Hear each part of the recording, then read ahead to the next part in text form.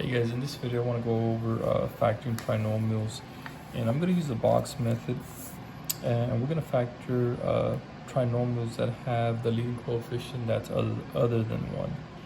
Okay, so if you notice here I have a 2 in front of the x squared, and the idea, guys, is you want to work backwards. So here we have the box, we put our 2x squared here and we put our 6 here, and what you want to do is you want to fill out the outside edges, so that way you can kind of go backwards and factor the trinomial or the quadratic into the linear terms. So here, in order to get a 2x squared, these two on the outside has to be, one of them has to be 2x, the other one has to be x to multiply out.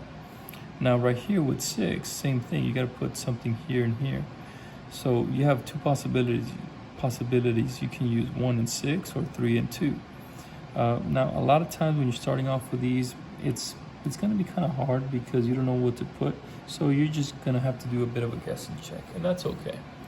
So let's say you want to use 3 and 2, see if that works. So 3 times x is going to give you 3x here, and then 2x times 2, that's going to give you 4x. And when I put these two together, you notice that it'll give me the 7x.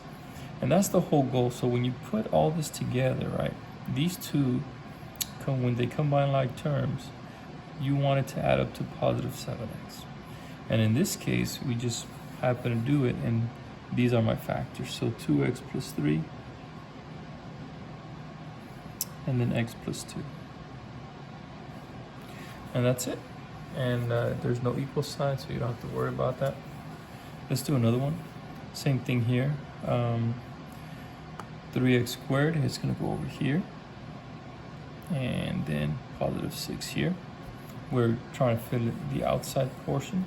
So over here, let's say I want to put x, and then over here I want to put 3x. It doesn't matter, as long as you make sure that they multiplies to give you this part on the inside. What about 6? Well, same thing. We can use either 1 times 6 or 3 times 2. It's up to you. So let's go ahead and, I don't know, let's use 6 and 1. Right, let's do that. Well, you can already see if I multiply this, 3x times 6, right here is going to give me 18. That's not going to work at all. Okay, so that doesn't help. Now what you could do is you can kind of switch it. You can put the 6 here and the 1 there. All right, 1 there and 6 there. Now that would give you 3x, and this would give you 6x. This would give you 3x and 6x. And then you can see this is going to add up to 9, but we don't need a 9, we need 11.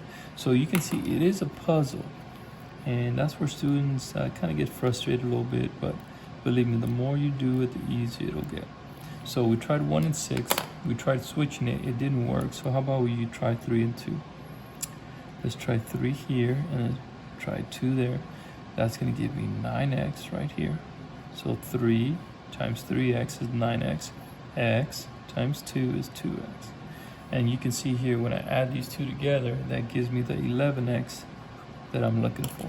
So my factors are going to be right here, x plus 3 and 3x plus 2.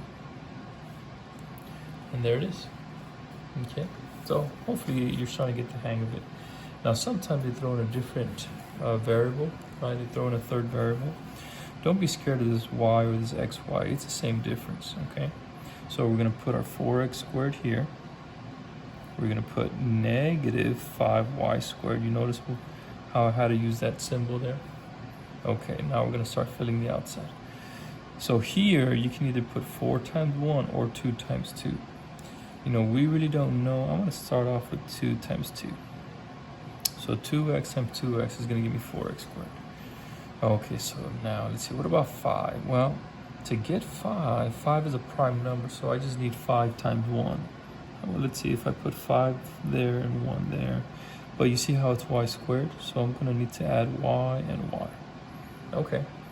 Well, if I put this here, let's see, this will give me 10xy, and this will give me 2xy. Okay, this will give me 10xy and 2xy.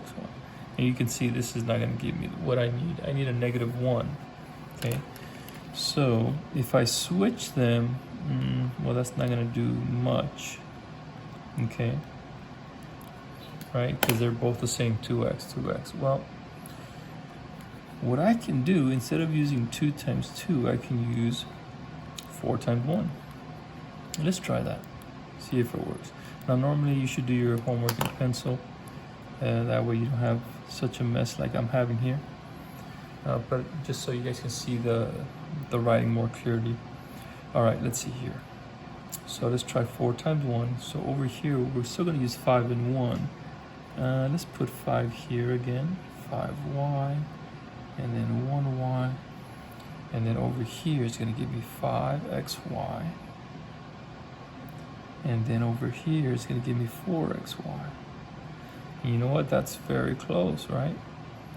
I can make a 1 from these two, but one of these has to be negative. Since I need a negative xy, I'm gonna make the 5 negative. That makes this guy negative. So negative 5xy plus 4xy is gonna give me the negative xy that I need. So my factor is gonna be 4x minus 5y times x plus y. And that's it, that's it. So a bit of a puzzle, but I find that the students, they get the hang of it. You just have to know your math facts very well. Now for this one's a little bit different. It says solve the equation. So I want to throw in one of these. Now anytime you solve a quadratic, guys, you have to make sure you bring everything to the left and you have to set it equal to 0. So here you see how it's 2x. I'm going to do minus 2x minus 2x, right? I'm gonna go nice and slow. So I'm gonna end up with 6x squared plus x minus 5 is equal to 3. And then what do? Well, I gotta also do the same thing with the 3 minus 3. And actually, you know what? I'm gonna put this as a minus because that'll make it easier to factor for us. So this should be a negative. Okay, so this should be a plus 3. Okay, so when I finish, I'm gonna have 6x squared plus x minus 2 equals 0.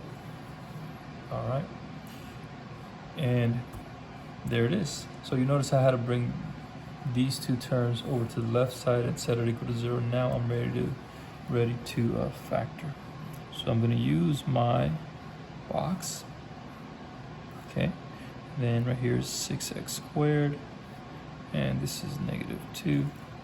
All right, what are the factors of 6? Well, that I need to put out here, well, looks like it's going to be 3x and 2x.